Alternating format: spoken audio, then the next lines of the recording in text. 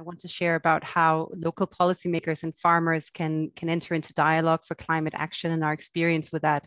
And then this idea of civil society and of partnerships plugging that gap between community level and international level, which is something we've been working with as well. So thank you so much for already highlighting those issues. And thanks again for the opportunity to share my thoughts on this topic of health, well-being, and communities in the context of From Paris to COP26.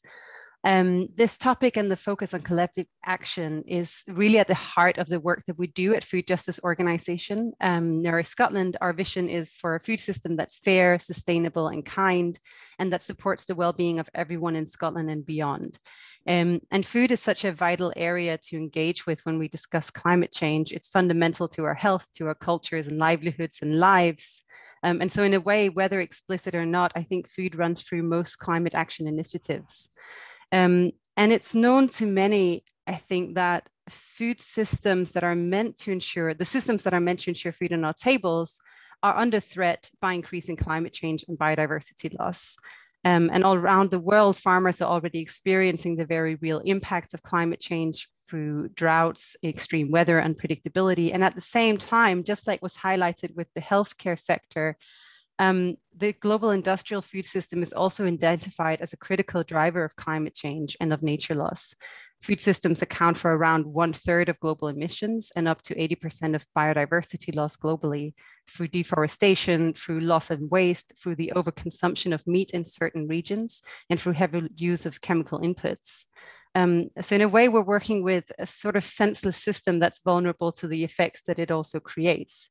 However, it is a very particular food system that drives climate change. And in a way, that's what I think makes food such an exciting topic to work with, because there are multiple food systems out there that hold a wealth of possibilities for sustainable and for just futures. And around the world, local governments, youth, indigenous peoples, farmer communities are already showing the blueprints for different alternative food systems. And this is why over the last 18 months, we've been working in solidarity and in coalition with partners around the world to make sure that food's on the table at COP26, at the climate negotiations coming up in just a few weeks. We're slowly getting there, with close to 100 local governments having signed up to a Glasgow Food and Climate Declaration. They're renewing their commitments to take action on food systems and climate at the local level. And I'll talk more about the declaration in the breakout rooms if we had time. But what I really want to share today is another bit of the mosaic of collective action that we've been working on. I'll just pass through that, and that is the Fork to Farm dialogues. During this past year, as a food justice organization, we've been working with cities, farmers, and organizations as facilitators in 4 different continents to support collective action and to change the narrative of food and climate from one of a polluting system to a story of resilience that's grounded in these many examples of alternative futures that already exist, but that need to be supported by policymakers. So from Scotland to Kenya, from Indonesia to Ecuador, our partners have been running these Fork to Farm dialogues that connect local policymakers with farmers in that area in dialogues around well-being, community building, and how we can create sustainable food systems together. And the aim of this is really to dive into this idea of connecting with the community and building trust between 2 types of actors that do not always talk enough to each other, and to facilitate partnership and collaboration. And so I want to share just a few examples of what that has led to. We will be showcasing the outcomes of this process at COP26, and I'll share an invitation to that space at the end. But for now, I'd like to share a bit from the process.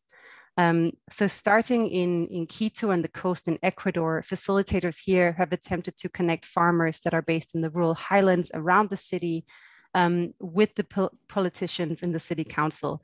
That actually proved really difficult, which I think just shows the disconnect between these actors who are actually really key, that they're collaborating. But because of local politics, it was hard getting the ear of the policymakers. Nonetheless, our partners in Ecuador, the organization called Recolto, were working with women's communities of farmers who got together during the pandemic to sell agroecologically produced food to local communities who were experiencing food insecurity due to supply chain disruptions. And what they gathered from just bringing farmers together and providing a space for them to share what are their barriers for actually doing their work effectively is that the women farmers in around Quito are paying really high tariffs for tap water that is meant for drinking, because there is no distinguished water tariff for them as organic agroecological farmers. So by kind of engaging farmers in a dialogue around how they can be part of the well-being and the climate resilient future of their community, they're able to find these key and really important specific asks for the city. And the next step here will be to really get the ear of the city government and involve them in that dialogue too. So hopefully the political situation settles and they're able to move on. Shifting over to Kenya, a colleague, Chimuku Wekeza, has been facilitating dialogues between indigenous Mekenda Rabai community and the local authorities of Mombasa and Kilifi on the coast. The participants in this dialogue believe that the biocultural heritage territory model, which protects indigenous food systems, is essential to support climate resilience. And this is a model that's all about making up a mosaic of land use that's deeply connected to traditional knowledge embedded in cultural traditions and borne by indigenous people's memories by all exchanges, and that really protects biodiversity in the region rooted in generations of history. And what they're aiming to do through this dialogue by bringing together the farmers in that community with the city government is to overcome this prejudice that I'm sure exists around the world, that the indigenous food system is unproductive or is backwards in a sense, when in reality, it's a blueprint for a more equitable and sustainable way to ensure food for communities. And very specifically, this dialogue is looking to see how can the government, the local government, not the national government yet, but how can the city governments work with the indigenous communities to scale up that model, but also provide support for markets and to provide support for the farmers so that they can protect those indigenous crops and the community food security. And this is, sorry, I'm shifting through this too slow, but this is pictures of women preparing indigenous food in the Mekenda community. We'll be showcasing this in videos at COP26, so do come along. Shifting finally a little bit closer to home, certainly for me and for many on the call, in Scotland, there have been dialogues taking place across the country from Dumfries to Fife into the Highlands. And in Southwest, the dialogues have been connecting farmers and policymakers and concerned residents in Dumfries and Galloway and in North and South Ayrshire to again dive into the possibilities of how can we work together to create a climate resilient food system that supports community well-being. And that has required really contentious conversations and overcoming deeply held perceptions. And for one example is this competition between land use. A good example of that has been the planting of spruce trees. With the climate action, there has been a lot of money diverted into tree planting.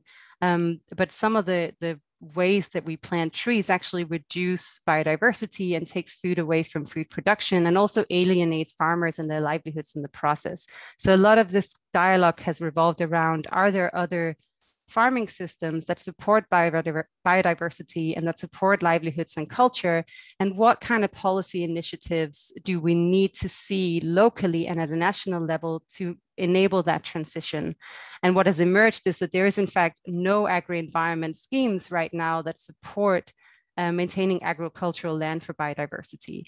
So it's kind of finding the space to start working together on that. However, there are exciting examples to come out of this dialogue as well. For example, in East Ayrshire, the local council have over the past many years been increasing the percentage of local and organically sourced food in their school plates. So this is now makes up around 70% of local school meals. And that already sparked interest in the dialogues for farmers to say, maybe we can have producer cooperatives that can put forward bids for local sourcing. And in that way, work really closely between the local government and the farmers. So this all illustrates, these examples illustrate the power of dialogue and of bringing local actors together to inspire collective action for food and climate that promotes community well-being. And looking towards COP26 in Glasgow, we hope to carve out a small space in what will be no doubt a very crowded space for these voices and for local authorities and farmers who are already shaping the future. And so to close, I want to extend a warm invitation to everyone on the call to our SONA COP26, which will be called Recipes for Resilience. Events will be curated here from the 1st to the 12th of November, all about food systems and climate change, all about inclusivity, of raising the voices of farmers from the global south in particular, but farmers in general, women and young people and indigenous peoples. And specifically, please mark the dates of the 8th and the 10th of November, where we will be showcasing the Fork to Farm dialogues.